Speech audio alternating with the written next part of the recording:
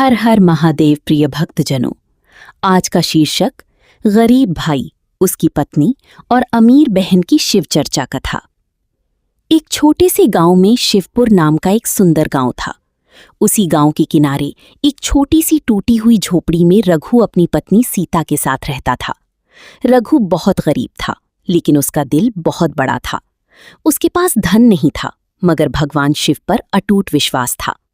हर सुबह सूरज निकलने से पहले रघु उठ जाता, नदी से जल लाता और गांव के पुराने शिव मंदिर में जाकर भोलेनाथ का अभिषेक करता। रघु हाथ जोड़कर कहता, हे महादेव, मेरे पास आपको चढ़ाने के लिए सोना चांदी नहीं है, बड़ी पूजा की सामग्री नहीं है। मेरे पास सिर्फ सच्ची श्रद्धा है, इसे स्वीकार कर लेना प्रभु। मंदिर में बैठे लोग उसकी भक्ति देखकर कहते, रघु गरीब जरूर है, लेकिन इसके जैसा भोलेनाथ का भक्त पूरे गांव में नहीं है। घर लौटकर रघु की पत्नी सीता उसे देखकर मुस्कुराती। सीता कहती, आप रोज इतनी मेहनत करते हैं, फिर भी हमारी घर में कभी भरपेट खाना नहीं होता। कभी कभी मन दुखी हो जाता है। रघु प्यार से बोलता, सीता, गरीबी से डरना नहीं चाहिए। जिस घर में महादेव का नाम होता है, वहां उम्मीद कभी खत्म नहीं होती। सीता की आंखों में आंसू आ जाते। आपका विश्वास ही मेरी ताकत है। दोनों पति पत्नी मिलकर शिव नाम का जाप करते और जो थोड़ा बहुत खाना होता उसी में संतोष कर लेते। उसी गांव में रघु की एक बहन भी रहती थी, जिसका नाम नंदिनी था। नंदिनी की शादी एक बहुत बड़ी व्यापारी परिवार में हुई थी। उसके पास बड़ा घर, नौकर चाकर और बहुत धन था। लेकिन समय के साथ नंदिनी को अपने धन पर घमंड हो गया था। एक दिन रघु अपनी बहन से मिलने उसके घर गया। उसके कपड़े पुराने थे, हाथ में एक छोटा सा फल का थैला था। दरवाजे पर खड़ी नौकर ने उसे रोक दिया। कहाँ जा रहे हो? रघु बोला, मैं नंदिनी से मिलने आया हूं, उसका भाई हूं। नौकर हंसकर बोला, इतनी बड़ी घर में कोई भी आकर भाई बनने लगेगा क्या? इतने में नंदिनी वहां आ गई। रघु को देखकर पहले तो खुश हुई, लेकिन फिर उसके पुराने कपड़े देखकर उसका चेहरा बदल गया। नंदिनी बोली, भैया, आप अचानक कैसे आ गई? रघु मुस्कुराया, बस तुम्हारी याद आई तो मिलने चला आया। नंदिनी ने कहा, भैया, अभी घर में बहुत काम है, आप बाद में आना। रघु समझ गया। उसने धीरे से फल का थैला आगे बढ़ाया। तुम्हारे लिए लाया था। नंदिनी ने लेने से मना कर दिया। भैया, यहाँ सब चीजें मिल जाती हैं, आपको तकलीफ करने की जरूरत नहीं। रघु की आंखें नम हो गईं। वो बिना कुछ कही वापस लौट गया। रास्ते में उसने शिव मंदिर जाकर कहा, भोलेनाथ, मेरी बहन को सुख देना, उसके मन से अहंकार दूर करना। घर पहुंचकर सीता ने पूछा, क्या हुआ? आज आप उदास लग रहे हैं? रघु ने बात छुपाते हुए कहा, कुछ नहीं सीता, बस थक गया हूं। लेकिन सीता समझ गई।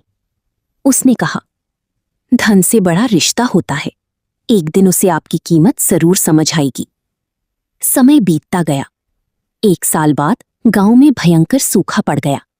खेत सूख गए, लोगों के पास खाने के लिए अनाज नहीं बचा। रघु के घर में भी बहुत कठिन समय आ गया। एक रात सीता ने खाली बर्तन देखकर कहा, आज घर में कुछ भी नहीं है। रघु चुप रहा। फिर उसने शिवजी की तस्वीर के सामने दीपक जलाया। महादेव, परीक्षा चाहे जितनी भी बड़ी हो, मेरा विश्वास मत तोड़ना। अगले दिन गांव में खबर आई कि नंदिनी के पति का व्यापार अचानक घाटे में चला गया। बड़ा घर, धन दौलत सब धीरे धीरे कम होने लगा। नंदिनी पहली बार समझ रही थी कि धन हमेशा साथ नहीं रहता। वो परेशान होकर सोचने लगी, जिस धन पर मुझे इतना घमंड था, वही आज मेरा साथ छोड़ रहा है। उसी समय उसे अपने भाई रघु की याद आई। उसे याद आया कि कैसे गरीब होने के बाद भी रघु ने कभी किसी का बुरा नहीं चाहा। नंदिनी की आंखों से आंसू निकल आए। मैंने अपने भाई को उसकी रघु ने कहा, सुख महलों में नहीं, मन की शांति में होता है। कुछ दिन नंदिनी अपने भाई के साथ रहने लगी। उसने देखा कि रघु और सीता रोज सुबह शिव चर्चा करते हैं। एक सुबह सीता बोली, दीदी, आज शिवजी की कथा सुनेंगे? नंदिनी ने पूछा, क्या शिव चर्चा करने से सच में जीवन बदल जाता है? सीता ने प्यार से कहा, शिव चर्चा सिर्फ भगवान को याद करना नहीं है, ये अपने मन के अहंकार, दुख और चिंता को दूर करने का रास्ता है। रघु ने कहा, जब इंसान सच्चे मन से महादेव को याद करता है तो उसके अंदर हिम्मत आती है। उस दिन तीनों ने मिलकर शिव नाम का जाप किया। नंदिनी की आंखें बंद थीं और उसके मन में अपने पुराने व्यवहार की यादें आ रही थीं। वो मन ही मन बोली, भोलेनाथ, मुझे माफ कर दो। मैंने धन को सब कुछ समझ लिया था। अब मुझे सही रास्ता दिखाओ। उसी रात नंदिनी के पति का संदेश आया। उसका व्यापार पूरी तरह खत्म होने की कगार पर था। वो बहुत परेशान था। नंदिनी ने कहा, चिंता मत करो, अब हम सिर्फ धन पर भरोसा नहीं करेंगे, महादेव पर विश्वास रखेंगे और मेहनत करेंगे। उसके पति ने पहली बार नंदिनी के बदले हुए स्वभाव को महसूस किया। कुछ समय बाद नंदिनी ने अपने बचे हुए धन से गरीबों की मदद शुरू की। उसने गांव में जरूरतमंद लोगों को भोजन करवाया। लोग हैरान थे। जो नंदिनी कभी गरीबों से दूर रहती थी, आज वही सबसे पहले उनकी मदद कर रही थी। एक दिन गांव के बुजुर्ग ने पूछा, बेटी, तुम्हारे अंदर इतना बदलाव कैसे आया? नंदिनी ने हाथ जोड़कर कहा, मेरे भाई रघु और उसकी पत्नी सीता ने मुझे सिखाया कि असली अमीरी इंसान के विचारों में होती है। शिव चर्चा ने मेरे मन का अंधेरा दूर किया है। धीरे धीरे नंदिनी के पति का व्यापार भी सुधरने लगा। शिव चर्चा का वो दिन पूरे गांव के लिए यादगार बन गया। मंदिर में दीप जल रहे थे। चारों तरफ हर हर महादेव की आवाज गूंज रही थी। रघु, सीता और नंदिनी तीनों भगवान शिव के सामने बैठे थे। शिव कथा सुनाने वाले पंडित जी ने कहा, भगवान शिव को सबसे ज्यादा प्रिय वो भक्ति होती है जिसमें दिखावा नहीं, सच्चा प्रेम होता है। भोलेनाथ ने हमेशा अपने भक्तों की भावना देखी है, उनकी संपत्ति नहीं। ये सुनकर नंदिनी की आंखें भर आईं। उसे अपना पुराना व्यवहार याद आ गया। उसे याद आया जब उसने अपने गरीब भाई को दरवाजे से खाली हाथ लौटा दिया था।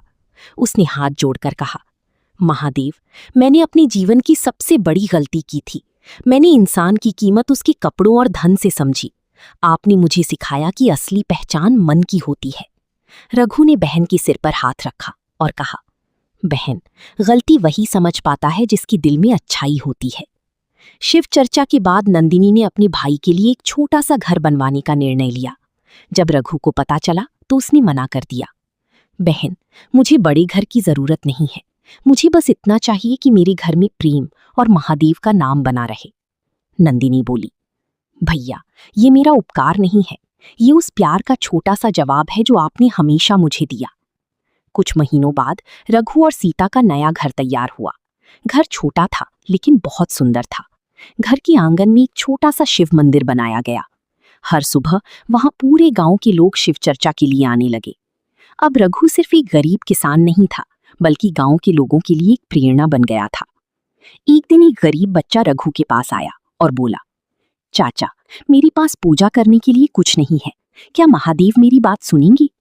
रघु मुस्कुराया और बोला, बेटा, महादेव को चीजें नहीं चाहिए, उन्हें सच्चा मन चाहिए। बच्चे ने पूछा, क्या सच में? रघु ने कहा, हाँ, जिस तरह माँ अपने बच्चे का प्रेम देखती है, वैसे ही भोलेनाथ अपने भक्त की भावना देखते हैं। समय बीतता गया। नंदिनी और उसका परिवार भी अब हर महीने गांव आते और गरीबों की मदद करते। एक दिन नंदिनी ने सीता से कहा, भाभी, पहले मेरे पास सब कुछ था, फिर भी मैं दुखी थी। आज मेरे पास पहले जितना धन नहीं है, लेकिन मन में शांति है। सीता ने कहा, क्योंकि अब आपके जीवन में शिव का नाम और प्रेम दोनों है। उस रात पूरे परिवार ने मिलकर शिव चर्चा की। रघु ने कहा, आज हमें एक बात हमेशा याद रखनी चाहिए, जीवन में सुख और दुख आते जाते रहते हैं, लेकिन जो इंसान भगवान पर विश्वास और अच्छे कर्मों का रास्ता नहीं छोड़ता, उसका जीवन कभी खाली नहीं होता। सबने मिलकर कहा, हर हर महादेव। धीरे धीरे हर हर महादेव। प्रिय भक्तजनों, आज के कथा का शीर्षक है माँ बेटी की शिव चर्चा, विश्वास, प्रेम और बदलाव की भावुक कथा। एक छोटे से गांव में गंगा किनारे एक पुराना सा घर था। उस घर में रहती थीं सरला देवी और उनकी बेटी गौरी। सरला देवी एक सरल स्वभाव की महिला थीं। उनके जीवन में बहुत कठिनाइयां आई थीं, लेकिन उन्होंने कभी भगवान शिव पर अपना विश्वास नहीं छोड़ा। गौरी बचपन से ही अपनी माँ को शिव चर्चा करते देखती आई थी। हर सुबह उसकी माँ घर के आंगन में बैठकर शिव जी का स्मरण करती, भजन गाती और लोगों को प्रेम, धैर्य और सच्चाई का रास्ता दिखाती। लेकिन जैसी जैसी गौरी बड़ी हुई, उसके मन में कई सवाल आने लगे। एक दिन गौरी ने अपनी माँ से पूछा, माँ, आप रोज शिव चर्चा करती हो, शिवजी को याद करती हो, लेकिन हमारी जीवन की परेशानियां तो कम नहीं हुई, फिर इतनी आस्था का क्या फायदा? सरला देवी मुस्कुराईं और बोली, बेटी, शिव चर्चा केवल भगवान से कुछ मांगने का नाम नहीं है। ये अपने मन को साफ करने, दुख में हिम्मत रखने और दूसरों के जीवन में प्रेम बांटने का रास्ता है। गौरी चुप हो गई, लेकिन उसके मन में सवाल अभी भी थी। समय बीतता गया। गौरी पढ़ाई में बहुत अच्छी थी, उसकी सपने बड़ी थी। वो शहर जाकर पढ़ना चाहती थी, लेकिन घर की आर्थिक स्थिति कमजोर थी। एक दिन उसने गुस्से में कहा, माँ, अगर भगवान सच में हमारी सुनते हैं तो हमारी हालत ऐसी क्यों है? हमारे पास पैसे क्यों नहीं है? सरला देवी की आंखें नम हो गईं। उन्होंने बेटी के सिर पर हाथ रखती हुई कहा, बेटी, हर किसी की जीवन में परीक्षा आती है। भगवान रास्ता दिखाते हैं, लेकिन कदम हमें खुद उठानी पड़ती हैं। गौरी ने माँ की बात सुनी, लेकिन उसके मन में नाराजगी थी। कुछ दिनों बाद गांव में शिव चर्चा का बड़ा आयोजन हुआ। सरला देवी ने गौरी से कहा, बेटी, आज मेरे साथ चलना। गौरी ने मना कर दिया। माँ, मुझे इन बातों में रुचि नहीं है। सरला देवी बिना कुछ कहे चली गई। उस दिन शिव चर्चा में गांव की कई महिलाएं आई थीं। सरला देवी ने एक बात कही, सच्ची भक्ति वही है जो इंसान को अच्छा इंसान बनाए। शिवजी हमें सिखाते हैं कि विष पीकर भी संसार को प्रेम देना चाहिए। ये बात वहां बैठी एक बूढ़ी महिला के दिल को छू गई। उन्होंने सरला देवी की मदद करने का फैसला किया। उन्होंने गौरी की पढ़ाई के लिए सहायता की व्यवस्था कर दी। जब गौरी को ये पता चला तो वो हैरान रह गई। उसने माँ से पूछा, माँ, आपने तो किसी से मदद मांगी भी नहीं थी, फिर मदद कैसे मिल गई? सरला देवी बोली, जब हम अच्छे विचार फैलाते हैं तो अच्छे लोग अपने आप जुड़ जाते हैं। यही शिव चर्चा का प्रभाव है। गौरी पहली बार माँ की बात को समझने लगी। कुछ समय बाद गौरी शहर पढ़ने चली गई। वहां की दुनिया गांव से बिल्कुल अलग थी। नए लोग, नई सोच और नई परेशानियां। शुरुआत में उसे बहुत मुश्किल हुई, अकेलापन महसूस होता था। एक दिन वो बहुत परेशान होकर माँ को फोन करने लगी, लेकिन नेटवर्क की समस्या के कारण बात नहीं हो पाई। उस रात उसे अपनी माँ की शिव चर्चा याद आई। उसने पहली बार अकेले बैठकर शिवजी को याद किया। उसकी आंखों से आंसू निकल आए। उसने मन में कहा, भोलेनाथ, मुझे ताकत देना कि मैं हार ना मानूं। धीरे धीरे गौरी ने मेहनत शुरू की। वो पढ़ाई के साथ साथ जरूरतमंद बच्चों को पढ़ाने लगी। उसके अंदर बदलाव आने लगा। कुछ साल बाद गौरी अपनी पढ़ाई पूरी करके गांव लौटी। अब वो पहली जैसी नहीं थी। उसकी विचार बदल चुकी थी। वो अपनी माँ के साथ शिव चर्चा। गौरी मुस्कुराकर बोली, नहीं माँ, आज मैंने समझा कि शिव चर्चा सिर्फ शब्द नहीं है। ये वो शक्ति है जो इंसान के अंदर अच्छाई जगा देती है। लेकिन कहानी की सबसे बड़ी परीक्षा अभी बाकी थी। कुछ समय बाद सरला देवी बीमार पड़ गईं। गौरी अपनी माँ को लेकर शहर गईं। डॉक्टरों ने इलाज शुरू किया। गौरी बहुत डर गई। उसने माँ का हाथ पकड़कर कहा, माँ, आपने हमेशा मुझे हिम्मत दी है। आज मुझे डर लग रहा है। सरला देवी ने धीरे से कहा, बेटी, जीवन और मृत्यु दोनों शिव की रचना है। डरना नहीं, बस अच्छे कर्म करते रहना। गौरी रोते हुए बोली, माँ, मैं आपके बिना नहीं रह सकती। सरला देवी ने मुस्कुराकर कहा, बेटी, माँ का प्यार शरीर से नहीं, आशीर्वाद से जुड़ा होता है। कुछ दिनों बाद सरला देवी स्वस्थ होकर घर लौट आईं। गौरी ने उस दिन महसूस किया कि उसकी माँ की सबसे बड़ी ताकत उनका विश्वास था। अब गांव में हर महीने माँ बेटी मिलकर शिव चर्चा करने लगीं। गांव के लोग कहते, पहले सरला देवी अकेली शिव चर्चा करती थी, अब गौरी भी उनके साथ है। माँ बेटी की जोड़ी ने गांव में कई बदलाव किए। लोगों में प्रेम बढ़ा, झगड़े कम हुए और जरूरतमंदों की मदद होने लगी। एक दिन गौरी ने माँ से पूछा, माँ, अगर मैंने उस दिन आपकी बात नहीं मानी होती तो? सरला देवी हंसते हुए बोली, बेटी, सच्ची बात कभी खोती नहीं। समय लगता है, लेकिन एक दिन दिल उसे जरूर स्वीकार करता है। गौरी ने माँ के चरण छुए और कहा, माँ, आपने मुझे सिर्फ जन्म नहीं दिया, आपने मुझे जीना सिखाया। सरला देवी ने बेटी को गले लगा लिया।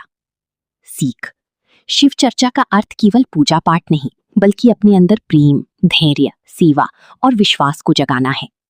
एक माँ का संस्कार जब बेटी के जीवन में उतरता है तो एक परिवार ही नहीं बल्कि पूरा समाज बदल सकता है। हर हर महादेव। शीर्षक: शिव चर्चा की कथा। सास बहू के तानों से बदला रिश्तों का रंग। गांव के एक छोटे से घर में सावित्री देवी अपने बेटे मोहन और बहू पूजा के साथ रहती थीं। घर में सब कुछ था, प्यार की कमी को छोड़कर। सावित्री देवी अपने बेटे से बहुत प्यार करती थीं, लेकिन उन्हें लगता था कि शादी के बाद उनका बेटा उनसे दूर हो गया है। इसी वजह से उनका मन अक्सर बहू के लिए कठोर हो जाता था। पूजा एक संस्कारी और शांत स्वभाव की लड़की थी। वो सुबह जल्दी उठकर घर का काम करती, सास का ध्यान रखती और परिवार को खुश रखने की कोशिश करती। लेकिन सावित्री देवी को उसकी हर बात में कमी दिखाई देती थी। एक सुबह पूजा रसोई में खाना बना रही थी। सावित्री देवी बोली, बहू, तुम्हें आई हुई इतना समय हो गया, लेकिन अभी तक तुम्हें घर चलाने का तरीका नहीं आया। हमारी जमाने में तो बहुएं सूरज से पहले उठ जाती थीं। पूजा ने धीरे से कहा, माँ जी, मैं कोशिश करती हूं कि आपसे कोई गलती ना हो। सावित्री देवी ने ताना मारते हुए कहा, कोशिश? सिर्फ कोशिश से घर नहीं चलता बहू, समझदारी भी चाहिए। पूजा चुप हो गई। उसकी आंखों में आंसू आ गए, लेकिन उसने कुछ नहीं कहा। शाम को मोहन घर आया तो उसने देखा कि पूजा उदास बैठी है। मोहन ने पूछा, क्या हुआ पूजा, आज इतनी चुप क्यों हो? पूजा बोली, कुछ नहीं, बस थकान है। वो अपनी परेशानी छुपा गई, क्योंकि वो नहीं चाहती थी कि माँ बेटे के बीच कोई गलतफहमी हो। कुछ दिन ऐसे ही चलते रहे। हर छोटी बात पर सावित्री देवी बहू को ताना दे देती, कभी खाने को लेकर, कभी घर के काम को लेकर, तो कभी मायके को लेकर। एक दिन सावित्री देवी ने गुस्से में कह दिया, तुम्हारे मायके वालों ने तुम्हें कुछ सिखाया भी है या बस हमारे घर भेज दिया? ये बात पूजा के दिल को बहुत लग गई। वो कमरे में जाकर भगवान शिव की तस्वीर के सामने बैठ गई और बोली, भोलेनाथ, मैंने हमेशा इस घर को अपना माना है। मैंने माँ जी को अपनी माँ समझा है, फिर भी मेरे मन में इतनी पीड़ा क्यों है? अगर मुझसे कोई गलती हो रही है तो मुझे सुधार दो, लेकिन मेरे रिश्तों में प्यार बनाए रखना। उसी समय गांव की एक बुजुर्ग महिला कमला दादी वहां आई। उन्होंने पूजा को रोते हुए देखा। कमला दादी बोली, बेटी, आंसू कमजोर लोगों की निशानी नहीं होते, कभी कभी ये दिल का दर्द बाहर निकाल देते हैं। पूजा ने अपनी सारी बात कमला दादी को बता दी। कमला दादी मुस्कुराई और बोली, कल हमारे घर शिव चर्चा है, तुम अपनी सास को भी लेकर आना। भगवान शिव की कथा सिर्फ पूजा नहीं सिखाती, रिश्तों को समझना भी सिखाती है। अगले दिन पूजा ने हिम्मत करके सावित्री देवी से कहा, माँ जी, आज कमला दादी की यहाँ शिव चर्चा है, चलिए ना, साथ चलते हैं। सावित्री देवी ने पहले मना किया, लेकिन फिर बोली, ठीक है, चलती हूं। शिव चर्चा शुरू हुई। कथावाचक ने कहा, भगवान शिव हमें सिखाते हैं कि रिश्तों में अहंकार ना हो। सावित्री देवी ने पहले मना किया, लेकिन फिर बोली, ठीक है, चलती हूं। शिव चर्चा शुरू हुई। कथावाचक ने कहा, भगवान शिव हमें सिखाते हैं कि रिश्तों में अहंकार नहीं, प्रेम होना चाहिए। जैसे शिव ने विष पीकर भी संसार को बचाया, वैसे ही हमें भी रिश्तों में छोटी छोटी बातों को दिल में नहीं रखना चाहिए। सावित्री देवी ध्यान से सुन रही थीं। कथा में आगे बताया गया, कभी कभी हम सामने वाले की गलती देखते हैं, लेकिन उसका दर्द नहीं देख पाते। एक माँ अगर बहू को बेटी समझ ले और बहू अगर सास को माँ समझ ले तो घर स्वर्ग बन जाता है। ये बातें सावित्री देवी के दिल को छू गईं। उन्हें अपनी कही हुई बातें याद आने लगीं। उन्हें याद आया कि पूजा ने कभी जवाब नहीं दिया, हमेशा सम्मान दिया। घर वापस आते समय सावित्री देवी चुप थीं। रास्ते में उन्होंने धीरे से पूछा, बहू, क्या मैंने तुम्हें बहुत दुख दिया है? पूजा ने हैरानी से देखा। वो बोली, नहीं माँ जी, आप मेरी माँ जैसी हैं। माँ की डांट भी आशीर्वाद होती है। सावित्री देवी की आंखों में आंसू आ गए। उन्होंने कहा, मैंने तुम्हें बहू समझकर देखा, बेटी समझकर नहीं। मुझे डर था कि मेरा बेटा मुझसे दूर हो जाएगा, लेकिन मैं भूल गई कि प्यार बांटने से कम नहीं होता। पूजा ने सास का हाथ पकड़ लिया। माँ जी, मैं भी तो यही चाहती थी कि आप मुझे अपनी बेटी मान ले। दोनों की आंखों में आंसू थे, लेकिन इस बार ये आंसू खुशी के थे। कुछ दिनों बाद घर का माहौल बदल गया। अब सावित्री देवी बहू की तारीफ करने लगी। एक दिन पड़ोस की महिला ने पूछा, सावित्री जी, आपकी बहू तो बहुत अच्छी है, पहले तो आप हमेशा उसकी शिकायत करती थीं। सावित्री देवी मुस्कुराईं और बोली, गलती मेरी सोच में थी। बहू घर में आई थी, लेकिन मैंने उसे दिल में जगह देने में देर कर दी। मोहन ये सुनकर बहुत खुश हुआ। उसने कहा, माँ, आज आपने हमारा घर फिर से जोड़ दिया। सावित्री देवी बोली, नहीं बेटा, ये तो शिवजी की कृपा है। उन्होंने मुझे समझाया कि रिश्ते तानों से नहीं, प्यार से मजबूत होते हैं। उस दिन से घर में हर सोमवार शिव चर्चा होने लगी। सावित्री देवी और पूजा साथ बैठकर भगवान शिव का स्मरण करती। जहां कभी तानी थी, वहां प्यार था। जहां कभी दूरी थी, वहां अब अपनापन था। कहानी की सीख, सास और बहू का रिश्ता अगर समझ और प्रेम से भरा हो तो वही घर मंदिर बन जाता है। किसी को बदलने से पहले हमें अपनी सोच बदलनी चाहिए। भगवान शिव हमें हमेशा प्रेम, धैर्य और क्षमा का रास्ता दिखाते हैं। हर हर महादेव, हर हर महादेव।